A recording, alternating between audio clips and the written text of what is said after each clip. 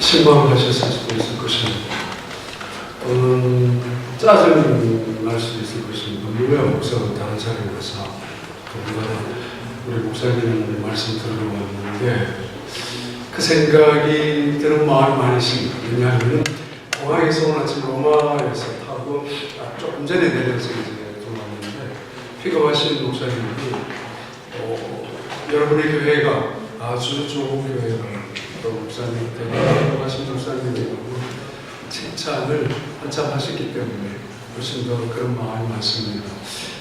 내가 가서 기한 목사님 말씀 전하시는 자리에 성도님의 짜증나게 여러분 그렇게 하지 않을까라는 마음도 있습니다.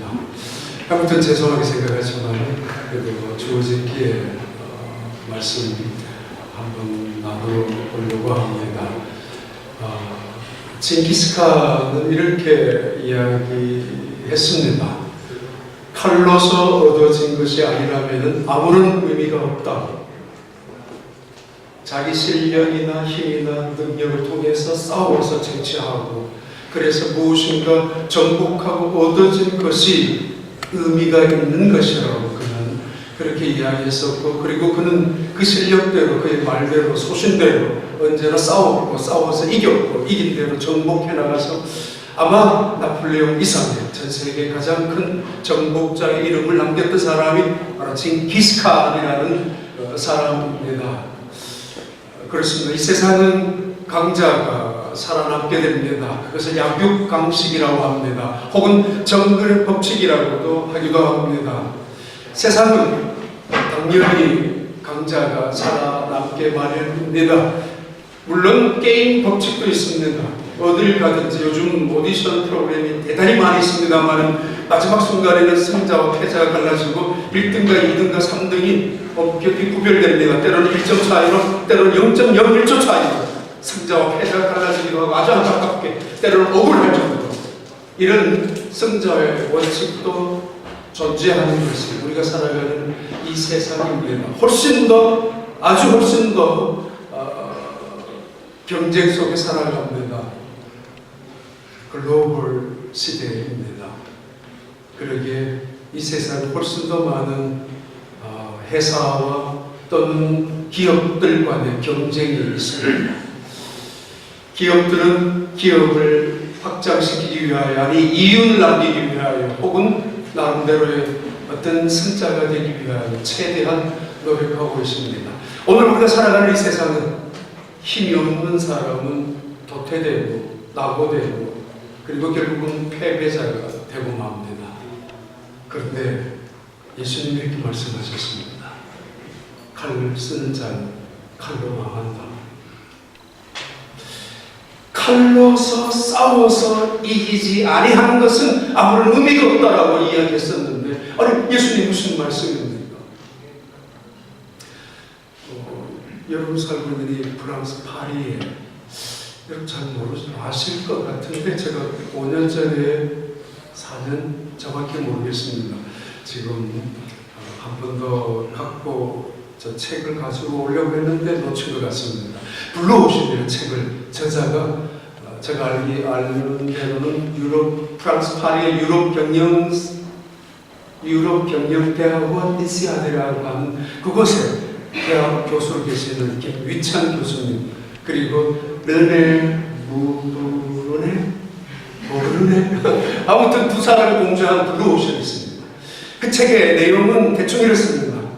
시장 경제 원리를 혁신시키는 새로운 가치를 혁신하고 새로운 가치를 개발하고 새로운 가치를 창출하면서 그리고 한정된 시장을 뛰어넘는 또는 이미 제한되어진 시장을 이것을 완전히 파괴시키면서 새로운 가치를 만들어 나가는, 그래서 혁신시켜 나가는 경영 방법을 블루오션 전략이라고 하는 책을 내었습니다. 한 4, 5년 전쯤이라고 기억이 됩니다. 이거는 전 세계 100여 개 국가에서 26개의 언어로 이미 번역되어서 유명 하버드 대학교에서도 교재로 사용될 만큼 대단한 가치 있는 저술이기도 하고 발표된 논문이기도 합니다. 제목이 블루오션 전략입니다. 한정된 시장 안에서 기업들이 한참 싸워야 되고 싸우면서 서로 가다 추별하면서 제한된 사람들을 놓고 물건을 팔다가 보니까 이거는 나중에는 자기들끼리 망하게 되는 것, 그것을 뛰어넘자라는 그런 원리, 그런 주장입니다. 우리가 제가 사는 텍사스입니다. 휴스턴은 텍사스 주에서 가장 큰, 미국에서 네 번째 도시가 휴스턴입니다만 그 도시에도 꽤 많은 한인들이 살고 있습니다. 한 3만 명 가까이. 그런데 지금 막 4, 5년 전부터는 한국에서 지상사 직원들이 대단히 많이 유입되어 옵니다. 에너지 산업의 메카라고 할 만큼 휴스턴은 그런 도시이기 때문입니다. 자, 그런데 대부분의 이 지금 온 젊은 분들을 제외하고 이미 30년, 40년 살고 있는 분들은 거의 비슷한 직종의 사업을 합니다. 가스스테이션 또는 세탁소 아니면 글로서리 혹은 뷰티 서플라이 또는 옷가게 뭐 이런 가게들을 많은 분들이 하고 있습니다. 오래전부터. 유대인이 이런 이야기를 지적했다고 합니다. 만약에 우리한테 그런 좋은 아이템이, 예를 들면 위그, 뷰티 서플라이를 하고 있는 머리, 이게 제가 30년 조금 됩니다만 30년 전이나 지금이나 가발 돈이 똑같거든요. 그걸 두고 유대인들이 만약에 우리가 그런 기가 막힌 아이템을 갖고 있었다면 지금까지 돈을 벌 수 있었을 텐데 한국 사람들은 자기들끼리 경쟁하다가 자기들끼리 결국 망하고 만다. 대단히 근면합니다. 대단히 열심입니다. 그리고 굉장히 정말 열성적으로 일할 만큼 집착을 가진 만큼 일하고 있는 것이 우리 교민들, 우리 동포들입니다. 미국에 정말 그렇게 살아가고 있습니다. 그런데 이쪽 가게에서 위그샵이, 뷰티 서플라이를 한다면은 결국 다른 가게들도 함께 하는 가게도 들어갔습니다. 그러다가 보니까 예를 들면 29짜리, 한 15유로짜리가 점점 가격이 경쟁되면서 제한되어진 시장, 제한되어진 인원, 그런데 그 속에서 공급이 우리가 서로가 경쟁하니까 출혈하게 됩니다. 그것을 빗대어서 그래서는 안 된다. 그것보다는 새로운 가치를 혁신하고 창출하자는 의미의 블루오션입니다. 예수님이 말씀하셨습니다. 마음이 가난한 자가 복이 있나니 천국이 저희 것입니다. 새로운 가치의 혁신입니다. 가난한 자가 복이 있다. 애통하는 자는 복이 있나니 저희가 위로를 받을 것입니다. 이 가치의 혁신을 뛰어넘는 훨씬 더 그들이 그때 당시에 생각할 수 없는 사고이기도 합니다. 가치이기도 합니다. 아니, 눈물을 흘리는 자가 무슨 행복한 사람이라고 말할 수 있습니다. 예수님은 가치를 혁신하고 타파할 뿐만 아니라 새로운 가치를 창출하십니다. 온유한 자는 복이 있나니 저희가 기업을, 땅을 차지할 것이고, 칼을 쓰는 자가 땅을 정복하고, 힘 있는 자가 땅을 정복하고 승자가 되고 영웅이 되고 개성문을 지나가는 거 아닙니까? 근데 예수님이 온유한 자가 복이 있다고. 누가 승자입니까? 예수님이십니까? 징기스칸입니까? 누가 승자입니까? 예수님입니까? 나폴레옹입니까? 오늘 사도행전 1장 11절부터 14절에 나오는 이 모습, 이 사건 속에는 아마 불과 어쩌면 이 정도의 무리들이 모였던 것 같습니다. 120명 정도. 이 사도행전 1장에 나오는 이들의 모임은 역사상 대단히 중요한 모임입니다. 가치를 타파하고 가치를 창출하고 역사의 전환점을 일으키는, 역사의 새로운 구도를 만들었던 사건을 일으킨 장소, 그리고 그 사람들이기 때문입니다. 교회 역사의 시작이 바로 사도행전 1장 12절에서부터 시작되었고, 역사의 전환점, 터닝 포인트가, 그레이트 터닝 포인트가 바로 이 지점에서 출발되었기 때문입니다. 아니, 지금까지 가치 속에서, 기존의 가치 속에서 벌벌 떨고 힘 있는 자 앞에서 비굴할 만큼 무릎을 꿇고, 때로는 약자 앞에서는 아주 치사할 만큼 거만을 떨던 인간 세계 속에 살았던 사람들, 돈 있는 사람이, 잘 배운 사람이, 똑똑한 사람이, 잘난 사람이, 잘난 줄 알았던 그런 가치 속에서 강자가, 울지 않는 자가, 마음이 부유한 자가 승자라고 생각하고는 이 땅에서 그들은 새로운 가치를 창출해내고 새로운 가치를 변혁시켜 나갔던 사람들입니다. 그들이 사도행전 1장 12절부터 나오는 본문에 나오는 공동체입니다. 역사적으로 그 공동체를 다락방 공동체라고 합니다. 아니, 신학적으로 그 공동체를 교회라고 합니다. 교회 공동체가 가져야 될 가치, 그것이 그리스도인이 가지고 살아가야 될 가치라고 생각합니다. 김희찬 그 교수님이 블루오션을 무엇을 생각하면서 쓴지는 저 그 마음은 모르겠습니다만, 그 많은 기업들의 신뢰를, 성공한 신뢰를 들면서 카나다의 서커스 성공한 케이스와 미국에서 서커스의 실패한 케이스를 대조하면서 블루오션 전략을, 새로운 시장을 창출하면서 가치를 혁신시켜 나가는 그 예를 들고 있습니다.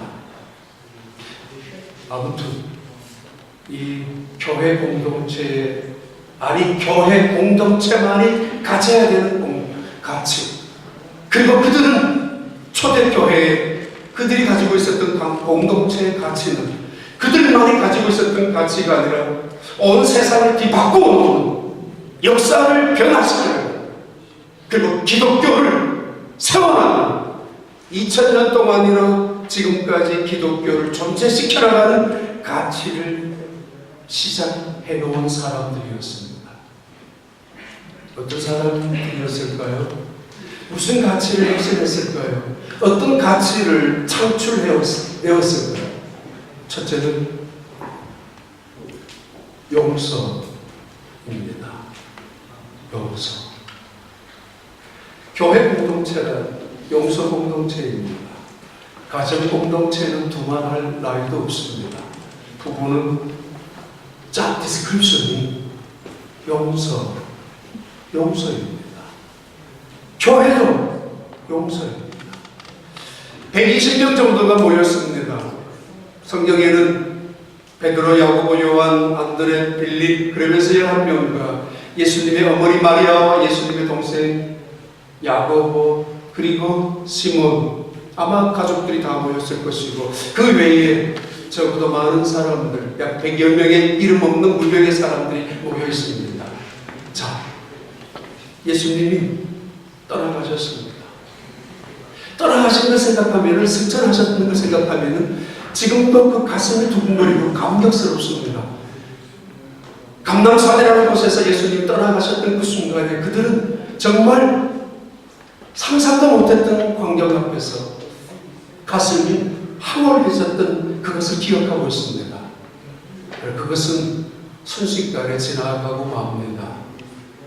그들이 감람문이라는 곳에서 얼마 떨어지지 아니하는 예루살렘 마가 다락에 올라가서 모였습니다. 모여서 보니까 베드로도 있습니다. 보니까 야고보도 있고 요한도 있습니다. 비판받아야 될 사람들입니다. 욕을 얻어 먹어도 싼 그런 사람들입니다. 마땅히 누군가가 한 번쯤 그를 향하여, 베드로를 향하여 크게 분노를 해도 받아들일 수밖에 없는 사람들이, 제자들이 모여 있습니다. 자, 우리 새로운 일을 시작하자. 자, 우리 새롭게 공동체를 만들자. 무엇인가 가치를 한번 만들어보자. 그러나 봐야 따질 거 따지고 나가자. 시비를 한번 가려보자고. 무엇이 잘못되었는지, 어디서부터 잘못되었는지 한번 문제를 풀어보자라고. 그래야 해결할 수 있지 않느냐라고. 그래야 전례를 만들지 않을 수 있지 않겠느냐라고. 언제나 은혜 외치면서 무조건 덮어지나간다고 무슨 일이 해결될 수 있겠느냐라고 하는 사람들이 있을 수 있을 것입니다만, 그들 중에 아무도 그런 말을 하는 사람이 없었습니다. 모두가 압니다. 우리 모두가 죄인이라고. 예수님이 십자가에 달리기 돌아가시기 전에 고문을, 순환을, 수욕을 당하시면서, 모진 핍박을 당하시면서, 그리고 채찍을 당하시고 십자가에 죽는 과정 속에서 그들은 누구도 잘한 것이 없었습니다. 베드로만 잘못한 건 아닙니다. 누군가가 베드로를 향하여, 아니 남자가 왜 그 모양밖에 못했느냐고, 아니 인간의 도리를 따졌더라도 제자가 어떻게 그럴 수 있느냐라고, 아니 당신 내가 알기에 예수님이 며칠 전에만 하더라도 결코 내가 당신을 죽도록 지킬 거라고 맹세한 사람이 아니냐고, 당신도 남자야, 무슨 뻔뻔한 얼굴로 무슨 양치로 이 자리에 앉아있느냐라고 한마디 할 수 있습니다. 저 사람 뭐 잘못해서 미국까지 왔대? 저 사람 무슨 잘못을 저질러서 여기까지 저러고 살고 있대? 아니 저 사람 또 이 교회에서 저 교회에서 무슨 짓 하다가 또 이리로 왔는지 모르겠어. 수군거릴 수 있습니다. 그런 시선이 있을 수 있습니다. 교회 공동체의 가치의 혁신은 세상과는 다릅니다. 용서입니다.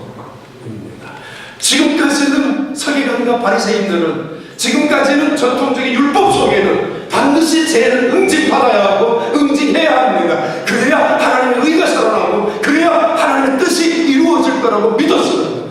그런데 봐요, 지금까지 정죄하고 지금까지 비판하고 지금까지 율법을 지켰는데 하나님의 영광이 언제 한번 제대로 드러난 적이 있었고, 아니 언제 한번 교회다운 교회의 역사, 교회의 그 사랑의 힘의 능력이 나타난 적이 언제 있었습니까? 그런 교회라면 갈 필요가 없지 않습니까? 왜가요? 용서라는 새로운 가치를 창출해내는 120명. 두 번째는 그들 공동체는 순종이라는 단어를 가슴에 품고 있습니다. 가슴이 두근두근하죠. 상상도 못했던 일을 바라봤기 때문입니다. 전설로만 들었던 에녹이 승천했었고, 성경 이야기로만 들었던 엘리야가 불병거를 타고 하늘로 올라갔다는 이야기를 들었지만은 자기들 눈앞에서, 그것도 감람산에서, 그것도 예수님이, 부활하신 예수님이 구름을 타고 올라가신다는 것을 눈앞에 보았던 그들은 정말 깜짝 놀랐을 것입니다. 그러나 기독교는 환상의 종교가 아닙니다. 기억하십시오. 기독교는 체험을 강조합니다만 신비주의를 강조하는 것은 기독교가 아닙니다. 말씀의 종교입니다.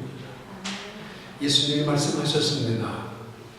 너희는 예루살렘을 떠나지 말고 내가 너희에게 분부한, 아버지께서 너희에게 약속한 성령을 받을 때까지 기다려라. 예루살렘을 떠나지 말고 기다려라. 우리 조급합니다. 성급합니다. 대단히 교만까지 합니다. 욕심도 많습니다. 기다리는 것 문제 많습니다. 우리 민족, 저부터도 여러분, 참는 것 대단히 인색합니다. 때로는 참기도 합니다. 그것이 의라고 드러냅니다. 때로는 기다리기도 합니다. 그것을 공로라고 말합니다. 내가 얼마나 기다린 줄 아느냐라고, 내가 얼마나 참았는 줄 아느냐라고. 그걸 인내라고 부르지 않습니까?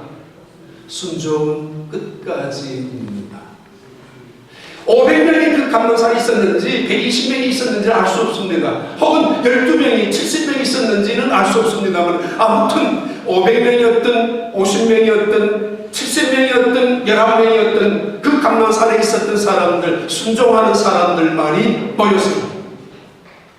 다락방으로 모였습니다. 제자들이 말했을 것입니다. 예수님이 승천하시면서 예루살렘을 떠나지 말라고 하셔서 우리에게 약속한 성령을 기다리라고 하셔서 가지 말자라고 떠나야 될 핑계 많고 떠나가야 될 이유 많았습니다. 그들 예루살렘을 떠나야 될 수밖에 없었던 명분도 있었습니다만 그러나 그들은 예수님의 말씀이 우선이었습니다. 떠나지 않았습니다. 순종합니다. 기다렸습니다. 순종합니다. 하나님이 약속하는 것이 이루어질 때까지 순종합니다. 그것을 순종이라고 합니다. 왜 우리 인생이 지옥같이 살까요? 용서하지 못하기 때문에. 왜 우리의 인생이 불행하게 살까요? 분노하고 살기 때문에. 용서하지 못한 분노 때문에. 우리 인생 속에서, 아니 우리 신앙생활 속에서 왜 하나님의 능력과 영광을 경험하지 못합니까? 순종하지 못하기 때문에. 물론 순종하죠. 한두 번.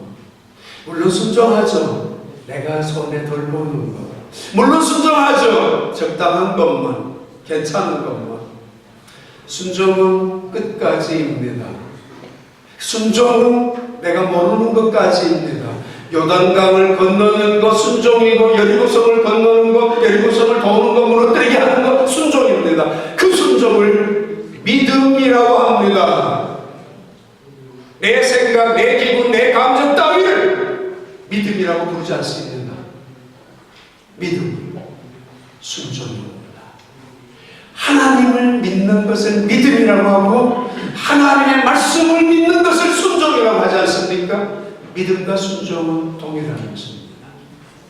서기관과 바리새인들 순종했죠. 자기 기분대로, 생각대로, 의대로, 율법대로. 그것을 믿음이라고 하지 않습니다.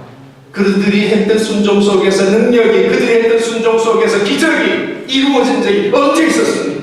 아니, 그들이 했던 믿음 속에, 순종 속에 감사, 은혜조차 한번 느껴본 적이 언제 있었습니까?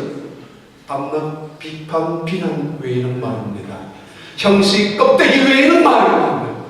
그들 속에, 심장 속에 살아있는 하나님 말씀에 대한 말씀을 붙잡고 살아가려고 하는 몸부림치는, 그래서 그 말씀 속에 순종하다가 나타난 하나님의 은혜, 순종 속에 나타난 하나님의 역사, 순종을 통하여 나타난 하나님의 영광을 경험하면서 아, 믿음은 이것이구나, 하나님은 살아계시는구나, 말씀은, 기독교는 말씀의 역사가 이렇게 이루어진다는 사실을 간증해 본 적이 있는 사람들이, 서기관들은 결코 아니었습니다. 바리새인들도 아니었습니다. 순종, 새로운 가치 창출입니다. 세 번째, 그들은 꿈의 사람입니다. 비전을 꿈꾸는 사람들이었습니다. 저 깜짝 놀랐습니다. 야, 파리의 한 교회에 이렇게 젊은 사람들이 많이 있다. 휴스턴에 한 60여 개 한인 교회가 있습니다. 다른 교회에서 오면 깜짝 놀랍니다. 우리 교회에 젊은 사람들이 많다. 30, 40대. 지상사가 굉장히 많이 들어오는 바람에 굉장히 많은 30대, 40대가 많습니다. 그래서 주일학교가 굉장히 많습니다. 학생들이. 우리 나이들, 젊은 분들이 많으니까 한 400명 가까이 우리 나이들이 있습니다. 그 엘리멘터리 스쿨 아이들만 하더라도 아주 대단히 많이 있습니다. 젊은 사람이 그만큼 많은데 여러분 훨씬 더 많습니다. 중요한 것은 어떤 꿈을 갖고 사십니까? 어떤 비전을 가지고 파리에서 살고 있습니까? 2년 지나면 한국으로 돌아갈 것입니까? 3년 지나면, 4년 지나면 떠나갈 것입니까? 다른 곳으로 무슨 비전을 찾아서, 무슨 새로운 짝을 찾아서 어디로 갈 것입니까? 예수님은 이 120명, 몇 명 안 되는 사람, 혹은 그 예루살렘 성에 사람들 중에서 10분의 1, 100분의 1, 1000분의 1도 안 되는 그 사람들에게 이런 비전을 주셨습니다. 예루살렘 떠나지 마라. 그리고 성령을 받을 때까지는 기다려라. 그리하면은 몇 날이 못 되어 그들이 몇 날이 못 되어 너희들이 예루살렘과 유대와 사마리아와 땅끝까지 내 증인이 될 것이라. 무슨 이야기 아닙니까? 갈릴리 촌 사람들이에요. 평생 책 한 번 읽어본 적이 없는, 평생 무슨 예술을 논해본 적이 없는, 평생 그래서 어쩌다가 예루살렘에 왔을 때 예루살렘 성전의 웅장함 바라보고 예루살렘 성전의 화려함 바라보면서 그 아름다움에 감탄했었던 제자들입니다. 개선문을 보면서 베르사유 궁전을 보면서 무슨 비전을 가집니까? 야, 대단한 민족이구나, 대단한 역사이구나, 대단한 전통이구나. 우리는, 우리 민족, 우리나라는 기껏 아닙니다. 그걸 뛰어넘는 비전이 필요합니다. 왜냐하면 하나님은 God beyond God. 하나님은 내가 알고 있는 하나님, 내가 믿고 있는 하나님, 내가 체험한 하나님, 그 하나님 훨씬 뛰어넘는 하나님이시기 때문입니다. 예수님, 갈릴리의 예수님이 아닌 온 세상의 예수님. 예수님, 그들이 보는 앞에서 소경을 보게 하고 안진뱅이를 일으키고 바다 위를 걸어가시고 풍랑을 꾸짖고 죽은 자를 살리셨던 예수님. 그러나 그 이상의 예수님, Jesus Christ, beyond Jesus Christ. 하나님의 크기를 제한하지 마세요. 내 수준, 예수님의 비전을 제한하지 마십시오. 내 생각으로 말입니다. 믿음은 꿈을 가지는 것입니다. 비전을 가지는 것입니다. 하나님은 우리를 통하여 어떤 비전을, 어떤 계획을 온 세상을 향하여 품고 계시는지 알 수 없습니다. 그 꿈을, 그 비전을 맞추어 가셔야 합니다. 비전. 이 사람들 어부들입니다. 어부들을 사용하셔서 기독교를 만드셨습니다. 아니, 기독교를 시작하시는 역사를 터닝시키셨던 분이 하나님이신데, 하나님은 그들을 베드로, 안드레, 야고보, 요한 그들을 역사의 새로운 전환점으로 삼아 놓으셨습니다. 무슨 세상 끝입니까? 스페인, 로마, 예루살렘도 어쩌다가 간신히 가본 이 사람들에게 로마를, 스페인을 상상도 못했던 꿈을 그들에게 줍니다. 하나님은 여러분들을 향한 비전이 있을 것입니다. 어느 순간 속에도 포기하지 마십시오. 낙심하지 마십시오. 아니, 작게만 그리지 마십시오. 나를 보고, 내 가진 재능을 보고, 내 가진 능력을 보고, 때로는 내 가진 재주를 보고, 그것 가지고 절망하고, 그것 가지고 흥분하지도 마십시오. 하나님은 엄청난 분입니다. 하나님의 지혜와 하나님의 능력은 괜찮은 우리의 모든 꾀를 다 동원하더라도, 온 세상의 힘을 다 동원하더라도 하나님의 입김 하나보다도 못하는 것입니다. 마지막, 그들은 기도하는 사람들입니다. 가치를 혁신하고 가치를 발전시키고 가치를 창출한 이 사람들, 지금까지는 어떤 가치였습니까? 용서, 그리고 순종, 비전. 태어나면 그 자리에서 아버지 뭐 그런 사람이니까 술꾼이면 자기도 술꾼이고, 뭐 어머니 그런 집에서 나도 그런 사람이 아니냐라고. 아닙니다. 비전을 갖고 있었던 사람들. 옛날에 그럴 수 없었습니다만 기독교인들은 가능합니다. 그리고는 마지막 네 번째, 이들은 기도라는 가치를 갖고 있습니다. 그리스도인의 최대 무기, 그리스도인의 최대의 자산, 기도. 왜? 하나님의 능력과 하나님의 지혜와 하나님의 부여와 하나님의 그 모든 것들을 나의 것으로 만들 수 있는 것이 기도이기 때문입니다.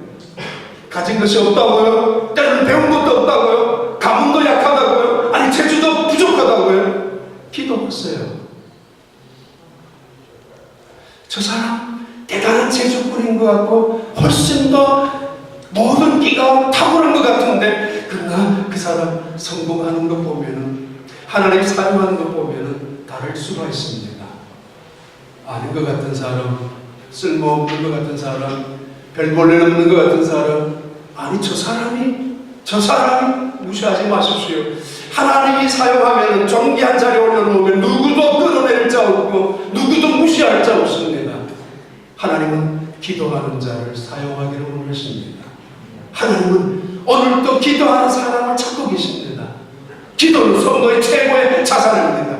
기업들마다 윤리가 있고 기업들마다 경영하는 방법도 있지만 최고의 기업들은 자산이 임플란트가 튼튼해야 임플란트. 이거 제대로 안 되면 기업 도산됩니다. 제대로 된 은행에서 돈 많이 해봐요. 망하고 맙니다. 제대로 안 되면은 우리에게 최대의 자산은 하나님 그분입니다.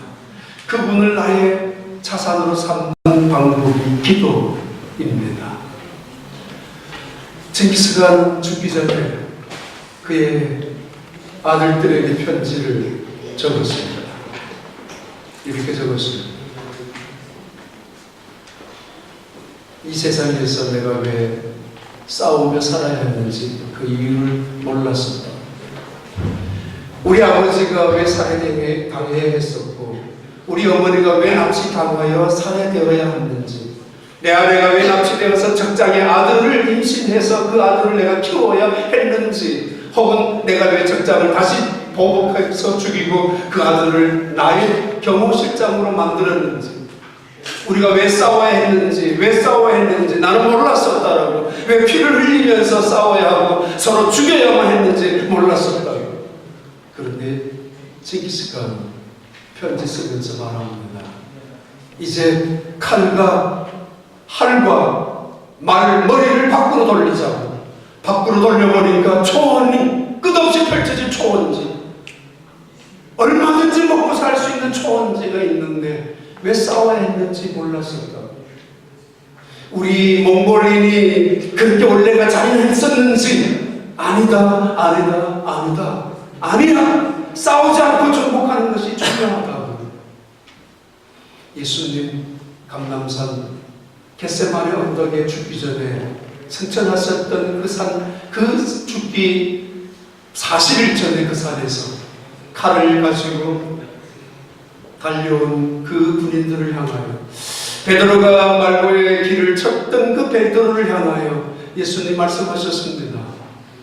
피를 튀기는 현장 속에 음모와 술수가 난무하는 그 현장 속에 거짓과 가증스러운 키스가 가룟유다 입맞춤이 그리고 제사장의 그 더러움이 권력의 다툼들이 드러났던 그 현장 속에 예수님 말씀하셨습니다.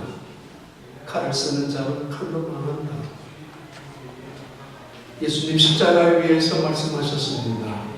하나님, 저들이 저들의 죄를 알지 못합니다. 오늘도 북한 땅이라는 그곳에는 대단한 영국이 하나 있죠. 피바다입니다. 레드오션입니다. 피바다. 최고의 영국이라고 사람 요즘 아니라고 했지만 옛날에 피바다 영국을 하지 않았습니까? 그 피바다. 죽여야만 살아나고 죽여야만 자기가 이기는 것 같은 그 북한 땅에 지금 어떻게 되어 있습니까? 피바다, 레드오션은 다 죽습니다. 예수님 말씀하셨습니다. 칼로 쓰는 자 칼로 망한다고. 그러나 예수님 십자가로 온 세상을 정복하셨습니다. 여러분의 교회가 이런 교회 공동체 가치 혁신 타파 새로운 가치 창출하는 그 능력의 힘을 통하여 파리 전체 유럽 전체까지 영향력을 미치는 놀라운 교회가 되기를 주님의 이름으로 축복합니다. 하나님 아버지 감사합니다. 귀한 교회 위에 주의 능력 주의 영광이 나타나는 언제나 귀한 교회로 축복하여 주시고 성령의 역사하는 은혜로운 교회가 되도록 주님께서 지켜 인도 보호하여 주옵소서. 예수님 이름으로 기도하옵나이다.